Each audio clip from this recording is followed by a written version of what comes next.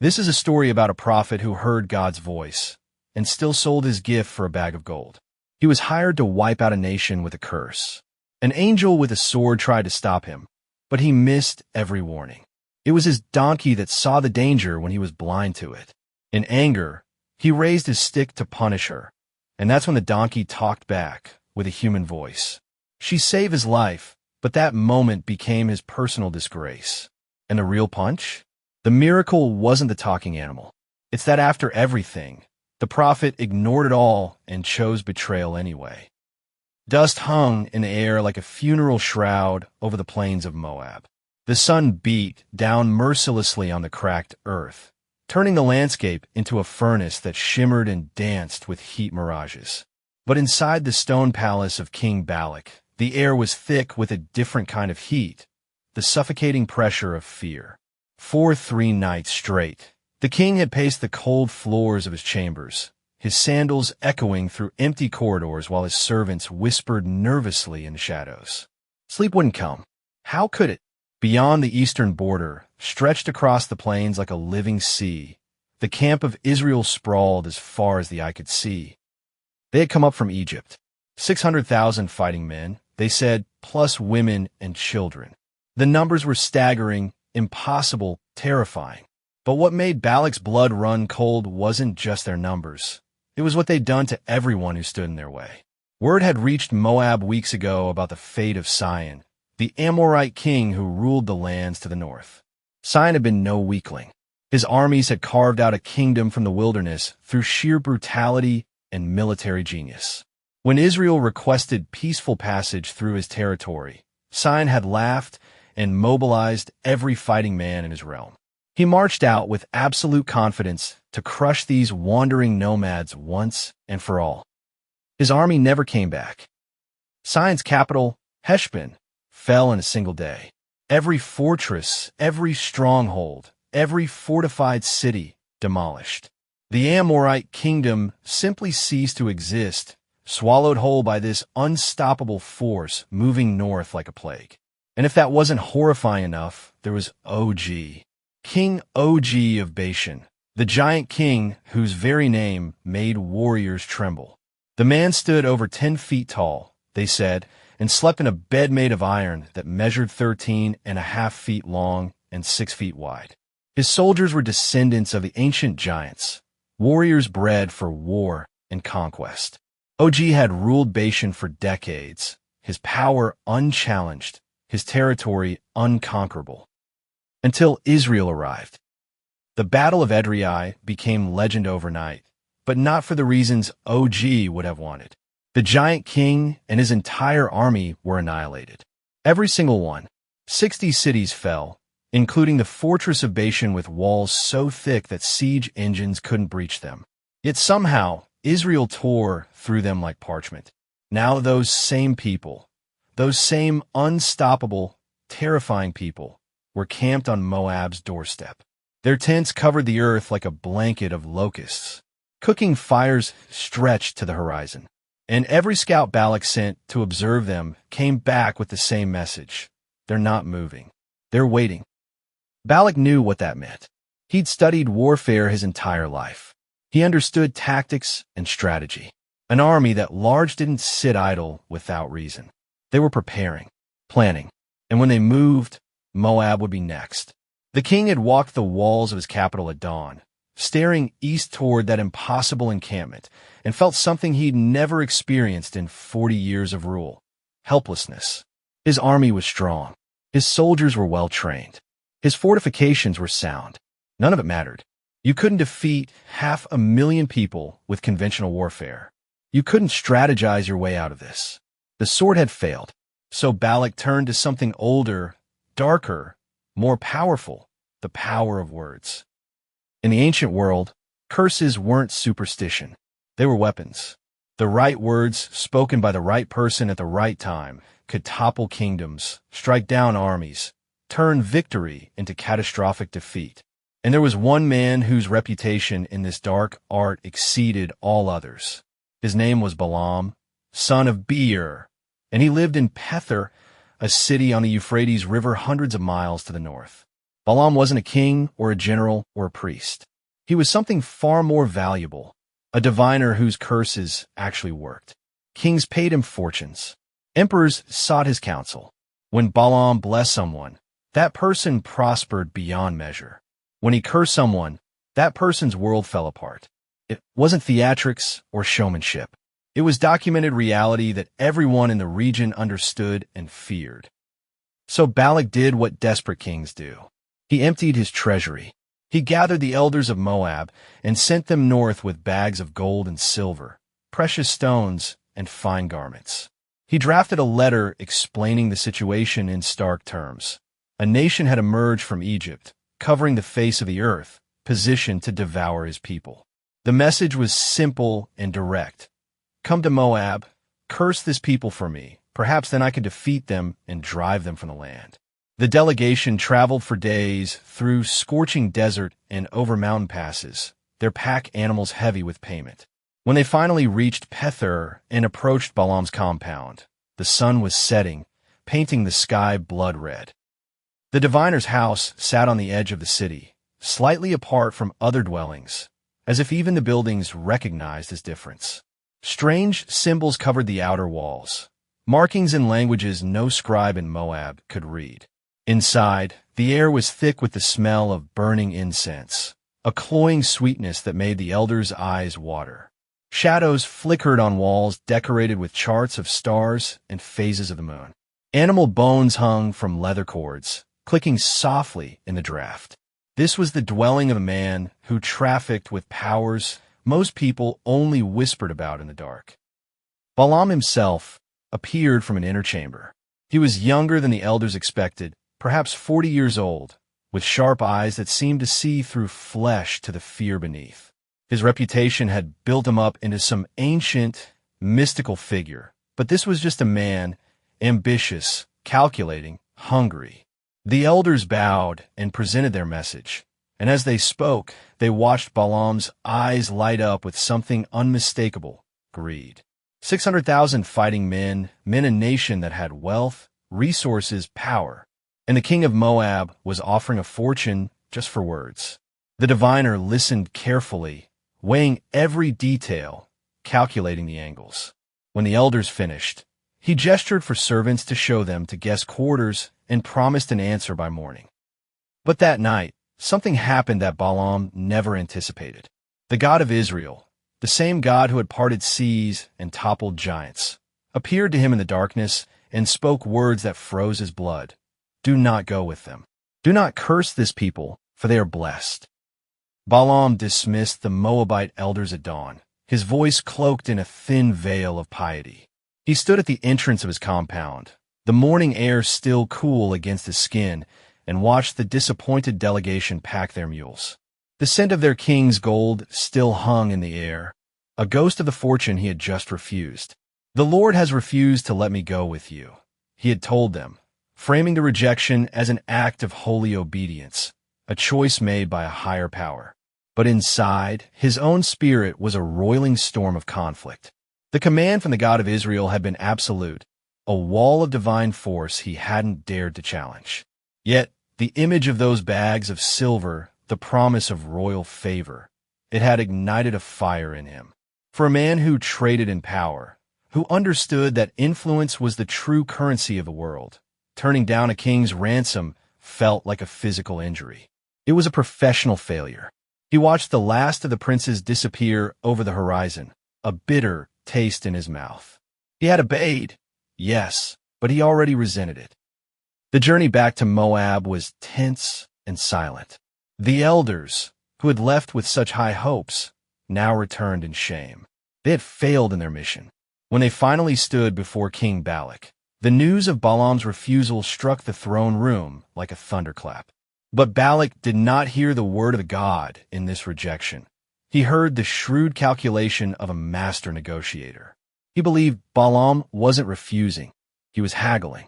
The diviner was flexing his power, showing the king of Moab that his services wouldn't come cheap.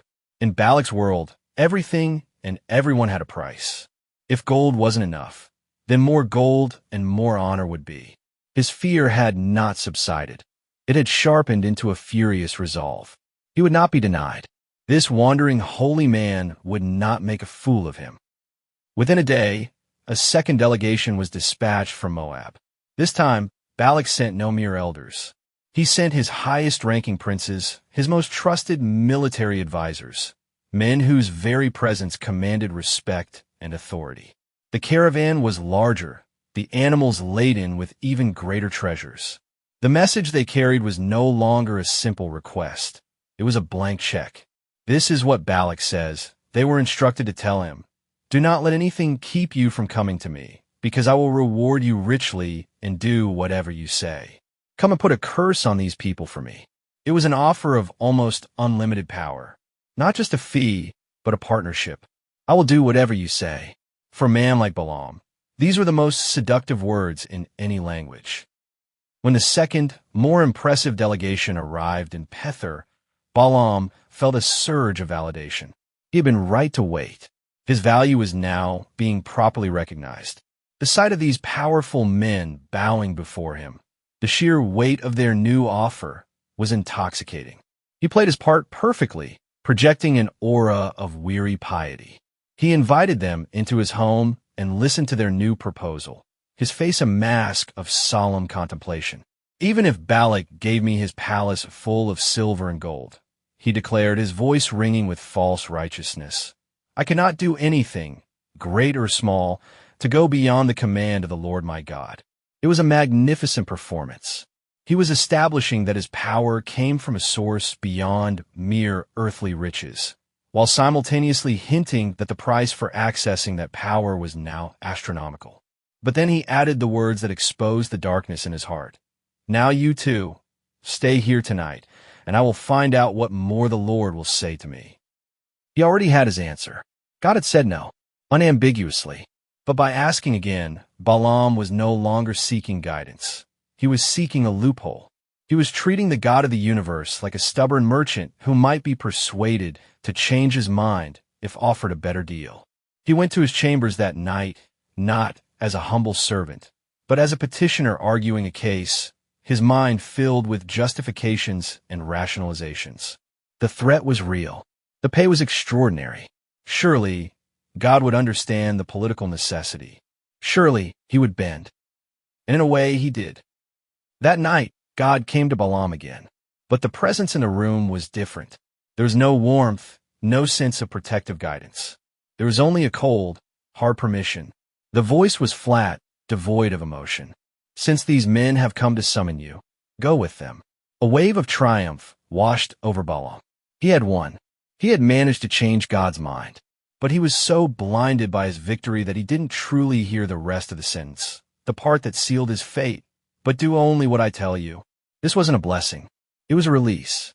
It was God unhanding the leash and allowing a disobedient servant to run headfirst toward the cliff he was so determined to find. It was the terrifying silence of a parent who, after repeated warnings, finally says, "Fine, do what you want," knowing the painful lesson that awaits is the only one that will be heard. Balaam didn't perceive any of this. He only heard the word go. He spent the rest of the night sleepless, but this time from excitement, not conflict. His mind raced with plans, imagining the honors Balak would bestow upon him, the fame that would spread across the kingdoms, the wealth that would make him a king in his own right. He had successfully manipulated not just a monarch, but a god. He was truly the most powerful man in the world. He was so caught up in the fantasy of his own cleverness that he failed to notice the stillness in the air, the unnatural quiet that had fallen over the spiritual realm. He had gotten what he wanted. He didn't realize it was the worst thing that could have happened to him. The path to riches was now open, but it was a path paved with his own greed, and it was leading him directly into a divine trap. The first rays of dawn spilled over the horizon, painting the desert landscape in hues of fire and blood. Balaam was already up, his heart a frantic drum against his ribs. He didn't wait for the Moabite princes to stir. He saddled his own donkey, a sturdy, unassuming creature that had served him faithfully for years, her brown coat dusty and her eyes gentle with a quiet wisdom that only years of patient servitude can bring. He moved with a sense of urgency, a man possessed by the singular vision of the glory that awaited him. The princes, waking to find the great diviner already preparing to depart, scrambled to get their own caravan in order. They watched him with a mixture of awe and relief. His eagerness was a good sign. It meant he was on their side. They set out as a grand procession, the princes of Moab flanking the Mesopotamian seer. The air was cool for now, but the sun promised a brutal, scorching day. Balaam, however, felt none of it. He was insulated by a thick blanket of self-satisfaction. He had done it. He had stared into the face of divine authority and bent it to his will. God had said no, but he, Balaam, had found a way to make him say yes. The thought was intoxicating, more potent than any wine. He replayed the conversation in his mind, savoring his own cleverness. He had been respectful, yet insistent. He had acknowledged God's power while subtly reminding him of the political realities on the ground. He was not just a diviner. He was a celestial diplomat, a master of spiritual negotiation. He rode slightly ahead of the princes, his posture erect, his gaze fixed on the southern road that led to Moab and to his reward. He was no longer just Balaam, son of Beer. He was the man who held the fate of nations in the palm of his hand, the man who could make even a god reconsider. But his victory was a delusion. As the caravan moved south, God's anger burned hot. It wasn't a loud, theatrical rage. It was a silent, simmering fury at the profanity of Balaam's heart. The diviner had obeyed the letter of the command, but had utterly defiled its spirit. He was going, yes, but he was going for gold, for fame, for the thrill of wielding power over men and nations. He was a weapon for hire, and his soul was the price. And God would not allow that price to be paid. He would not let this man turn a divine blessing into a political commodity. The time for words was over. The time for a lesson had come. The road began to narrow, winding its way through a series of terraced vineyards that clung to the rocky hillsides. On either side of the path, low stone walls marked the boundaries of the grape fields.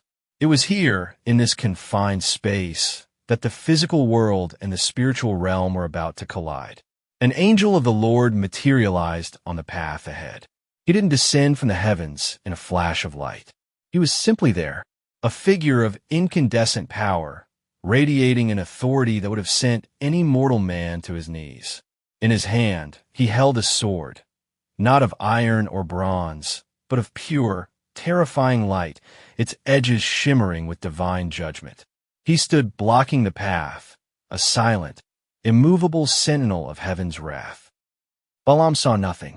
His eyes, so skilled at discerning omens in the stars and whispers from the spirit world, were utterly blind to the reality standing 10 feet in front of him. His mind was too crowded with thoughts of Balak's promises, too preoccupied with composing the perfect, devastating curse that would seal his legacy forever. He was so focused on the destination that he was oblivious to the danger on the path. But the donkey saw. Her animal senses, untainted by greed or ambition, perceived the threat instantly. The figure on the road was not of this world. It radiated a power that made the dust itself tremble. The donkey's ears flattened against her skull. Her body went rigid. She stopped dead, planting her hooves firmly on the ground, refusing to take another step toward the incandescent terror that blocked the way. Balaam, jolted from his reverie by the sudden stop, felt a surge of irritation. What was wrong with this stupid animal? The princes of Moab were watching. He couldn't afford to look incompetent. He kicked her sides. Nothing. He shouted at her. She wouldn't budge. His annoyance quickly curdled into anger. He grabbed his wooden staff and brought it down hard on the donkey's flank. The sound of the blow was a sharp crack in the morning stillness. The donkey flinched but still refused to move. Panicked, she veered off the road and into the adjacent vineyard, trampling the carefully tended vines. Balaam cursed, yanking on the reins and forcing her back onto the path. He was embarrassed, his authority momentarily undermined by a stubborn beast. He didn't ask why she had acted so out of character. He didn't consider that there might be a reason for her sudden disobedience. He saw only a challenge to his will, and it enraged him. The angel moved. He repositioned himself further down the road, in a narrower section where the stone walls of the vineyards hemmed in the path on both sides. There was no room to swerve. The caravan continued, and once again, the donkey saw the terrifying figure and stopped. She tried to back away, but Balaam, now thoroughly infuriated, beat her again, harder this time. Desperate to escape the man behind her and the angel before her, she pressed herself violently against the stone wall, crushing Balaam's foot against the rough, unforgiving rock. A sharp, searing pain shot up Balaam's leg. He cried out, a mixture of agony and pure, unadulterated fury. This was no longer an inconvenience. It was an act of rebellion. He rained blows down on the animal's head and back, his face contorted in a mask of rage. This beast, this creature he had owned and ridden for years, was defying him, humiliating him in front of these foreign dignitaries. His vision narrowed to a single point, forcing this animal to submit. He was so consumed by his own wounded pride that he couldn't feel the divine presence pressing in from all sides. He couldn't hear the silent warning that was screaming at him from just beyond the veil. The angel moved a third time. He chose a spot so narrow that there was no way to pass on the left or the right. It was a bottleneck, a point of no return. As Balaam forced the bruised and trembling donkey forward, she saw the angel standing there, filling the entire path, his sword of light held ready. There was nowhere to go. No escape. Trapped between the wrath of the master she knew and the terror of the one she didn't, the donkey simply gave up. Her legs buckled, and she collapsed in a heap on the dusty road, right under Balaam, who tumbled ignominiously to the ground with her. The humiliation was absolute. Lying there in the dirt, his foot throbbing, his dignity shattered, Balaam was overwhelmed by a tidal wave of pure, homicidal rage. He scrambled to his feet, grabbed his staff with both hands, and began to beat the helpless animal with all his strength, the sound of which striking flesh echoing off the stone walls. In that moment, he wasn't a prophet or a seer. He was just a man, made ugly and small by his own fury, completely blind to the fact that the creature he was trying to kill was the only thing keeping him alive. The sound of the staff striking the donkey's bruised flesh echoed off the stone walls, a brutal rhythm of frustration and rage. The Moabite princes and Balaam's own two servants watched in stunned silence, their faces a mixture of confusion and second-hand embarrassment. This was the great diviner from Pether, the man who supposedly conversed with gods, now on his hands and knees in the dirt, screaming at a collapsed farm animal. The scene was spiraling from strange to utterly surreal. Balaam, his face crimson and spittle flying from his lips, was about to strike the donkey again, his arm raised high, when the universe decided it had seen enough. In that moment of suspended violence, something impossible happened. A voice, clear and articulate, cut through the tense silence. It was not the voice of a prince, nor a servant, nor Balaam himself. It came from the dust, from the collapsed heap of brown fur and bone lying on the path. The Lord opened the donkey's mouth. She turned her head, her large, liquid brown eyes, which had only ever reflected a deep, placid patience, now holding a flicker of something unsettlingly intelligent, and she spoke. The words were not the braying of an animal, but a perfectly formed question in a voice that was both alien and eerily calm. "What have I done to you?" the donkey asked, "to make you beat me these 3 times?" The world stopped. The bird song ceased. The rustle of leaves in the vineyard fell silent. Balaam's arm remained frozen in the air, the staff held tight in his white-knuckled grip. His mind, a sophisticated instrument trained to interpret the most subtle of spiritual phenomena, simply short-circuited. It couldn't process the input. A talking donkey. The concept was so far outside the realm of possibility, so utterly absurd, that his brain refused to accept it. But he had heard it. They had all heard it. The princes stared, their mouths agape, their minds reeling. Yet, even in the face of a miracle that defied every law of nature, Balaam's pride was so immense, so all-consuming, that his first reaction was not awe or fear, but indignation. He was not humbled by the miracle. He was offended by the question. He lowered his staff, his eyes narrowing, and he actually responded. He argued with the donkey. "You have made a fool of me," he roared, his voice cracking with fury. The sheer insanity of the moment. A world-famous seer locked in a verbal dispute with his own livestock was lost on him. All he could feel was the sting of his public humiliation. "If I had a sword in my hand," he snarled, pointing a trembling finger at the animal, "I would kill you right now." The donkey, still lying in the dust, responded with a logic that was both simple and devastatingly profound. Her voice carried no malice, only a weary, sorrowful truth. "Am I not your own donkey," she said, "which you have always ridden, to this day? Have I ever been in the habit of doing this to you?" Her words hung in the air, a plain and simple testimony to her years of loyal service. She wasn't just an animal anymore. She was a witness to his character, to his temper, to the years she had carried him patiently from one place to another without complaint. And against that simple, unassailable truth, Balaam's rage finally broke. He had no answer. The fury drained from his face, replaced by a flicker of dawning confusion. He stared at the creature before him, the creature he had been beating moments ago, and for the first time he saw not just an animal, but a history.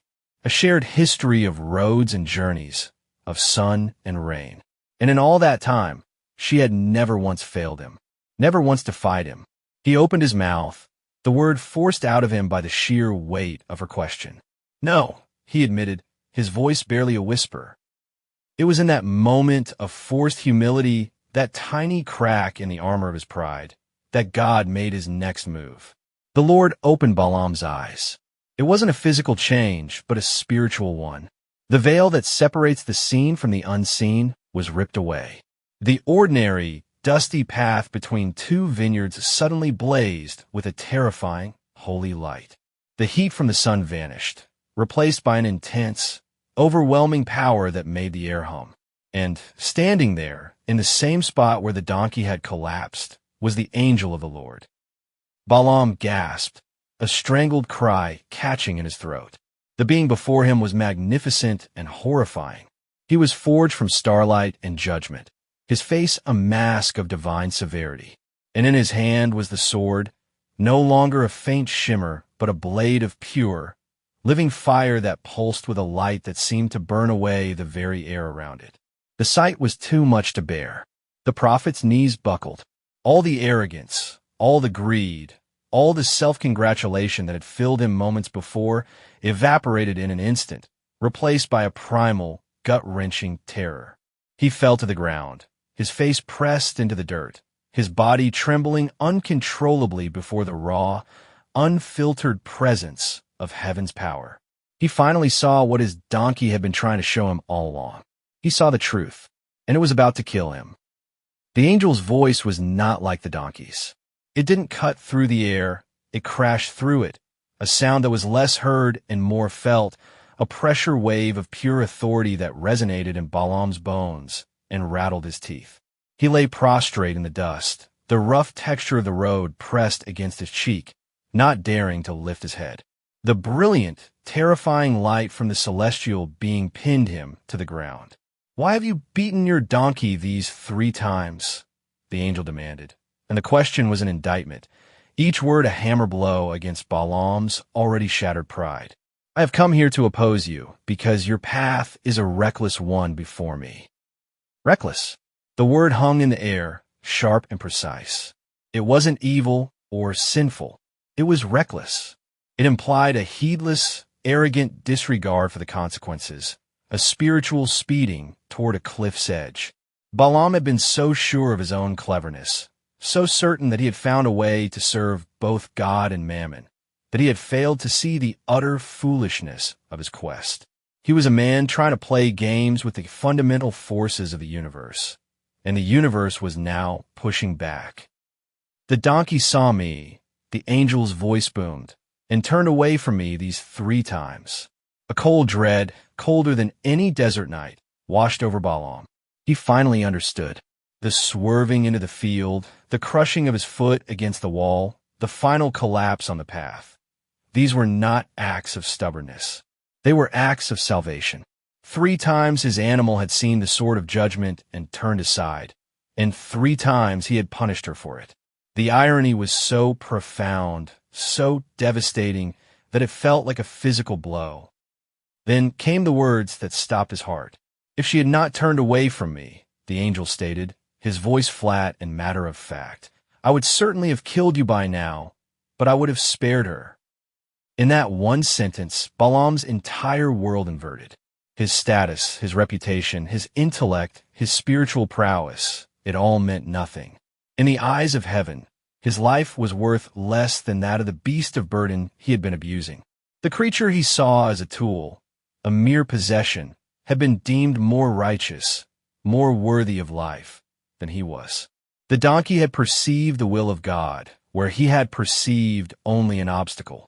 She had responded with instinctive obedience, while he had responded with blind rage. The humiliation was absolute, a spiritual stripping away of every layer of self-importance he had ever wrapped himself in. He was a prophet who couldn't see, a seer who was blind, a master of the spiritual realm who had been schooled by a creature of the dust. The terror that had paralyzed him gave way to a frantic, desperate need for self-preservation. "I have sinned," he stammered into the dirt, the words tasting like ash in his mouth. "I did not realize you were standing in the road to oppose me." It was a confession born of pure fear, the plea of a condemned man begging for a stay of execution. "Now, if you are displeased," he offered, his voice trembling, "I will go back." He was ready to give it all up, the gold, the honor, the entire venture, if it meant escaping the fiery sword that pulsed with deadly light just feet away from him. But the angel did not move. The sword did not lower. The path back was not cleared. Instead, the celestial being gave a command that was more confusing and more terrifying than a death sentence. "Go with the men," the angel said, his voice still ringing with unearthly power. Balaam's mind reeled. Go with them? After all this? After being told his path was reckless? After nearly being executed on the road? It made no sense. It felt like a trap. But the second part of the command clarified the horrifying new terms of his arrangement. "But you must speak only what I tell you." This was not the permission he had celebrated the night before. This was a leash, a spiritual chain that was now locked firmly around his soul. He was no longer a freelance diviner for hire. He was a mouthpiece, a puppet. His own will, his own desires, his own professional expertise, they were now irrelevant. He was being sent forward into the lion's den, but he would not be allowed to use his own skills to tame a lion. He would be an actor on a stage, speaking lines written for him by a divine playwright, his own voice silenced. Slowly, shakily, Balaam pushed himself up from the ground. He avoided looking at the angel, his eyes fixed on the dust. He could still feel the heat from the sword on his skin. He stumbled over to his donkey, who was now back on her feet, and placed a trembling hand on her back. There was no anger left in him, only a hollow, echoing fear. The princes and servants, who had witnessed the entire impossible event, stared at him with wide, terrified eyes. They had come seeking a man who could command spirits, and had instead watched him be commanded, humbled, and nearly destroyed by a power far beyond their comprehension. Balaam got back on the donkey. The caravan started moving again. The sun was higher now, the day hotter. But Balaam felt a chill that went soul deep. He was still on the road to Moab, still on the path to riches and fame. But now he knew that he was not the one in charge. He was a passenger on a journey he could no longer control, heading toward a destination he could no longer predict, with the terrifying knowledge that every word he spoke from now on would be a test. He had wanted to play with fire, and now the fire was inside him, burning away everything he thought he was. The game was over. The lesson had just begun. The arrival of Balaam's caravan in Moab was a spectacle. King Balak himself rode out from the capital to meet them, his royal guard a shimmering line of bronze and purple. The air was thick with anticipation. The king greeted the diviner not as a hired contractor, but as an equal, a savior. He escorted Balaam to a high place, a sacred peak named Bamoth Baal, where ancient altars stained with the blood of countless sacrifices pointed toward the heavens. From this vantage point, the entire sprawling encampment of Israel was visible below, a tapestry of tents and cooking fires stretching to the horizon. It was a terrifying, magnificent sight. This was the stage Balak had prepared for the most important spiritual transaction of his reign. He had built 7 new altars, sacrificed 7 bulls and 7 rams, one for each altar, preparing the spiritual ground for the curse he had paid so dearly for. He stood beside Balaam, his heart pounding, and waited for the words that would bring his enemies to their knees. But the words never came. 3 times, Balak took Balaam to a new location, each with a better view of the Israelite camp. 3 times, they built 7 altars and offered 77 sacrifices. And 3 times, when Balaam opened his mouth to speak the curse that Balak craved, a power greater than his own seized his tongue. The Spirit of God came upon him, and instead of curses, prophecies of blessing poured from his lips. His voice, now a vessel for a will not his own, painted a future of triumph for the very people he was meant to destroy. "How can I curse those whom God has not cursed?" he cried out, his face a mask of awe and terror. He spoke of a king who would rise from among them, of a nation that would be as numerous as the dust of the earth. He saw a star rising from Jacob, a scepter from Israel that would crush the corners of Moab. With each blessing, Balak's face grew darker, his hope turning to ash. After the 3rd prophecy, the king's fury exploded. He struck his hands together in a gesture of utter disgust and rage. "I summoned you to curse my enemies," he screamed, his voice echoing across the mountaintop. "But you have done nothing but bless them these 3 times. Now get out of my sight. Go back to your home. I said I would reward you richly, but the Lord has kept you from your reward." Balaam, now a broken man, a hollow shell of the confident seer who had set out from Pethor, could only reply with the truth that had been forced upon him. "Did I not tell your messengers? Even if Balak gave me his palace full of silver and gold, I could not do anything of my own accord, good or bad, to go beyond the command of the Lord." He had been humbled, he had been used, and he had been denied the fortune that had driven him to this precipice.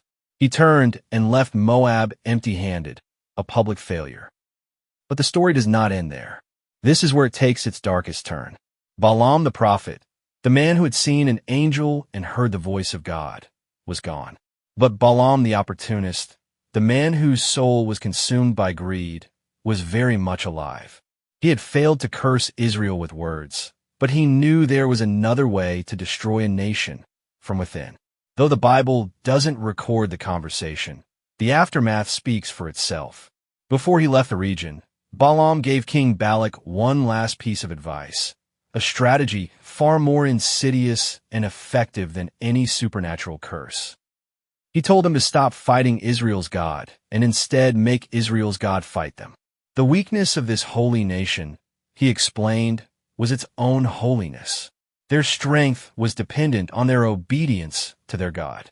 If he could make them disobey, their divine protection would vanish. The strategy was simple and diabolical. Send the most beautiful women of Moab and Midian into the Israelite camp. Have them seduce the men. Invite them to feasts in honor of your gods. Make them eat food sacrificed to idols.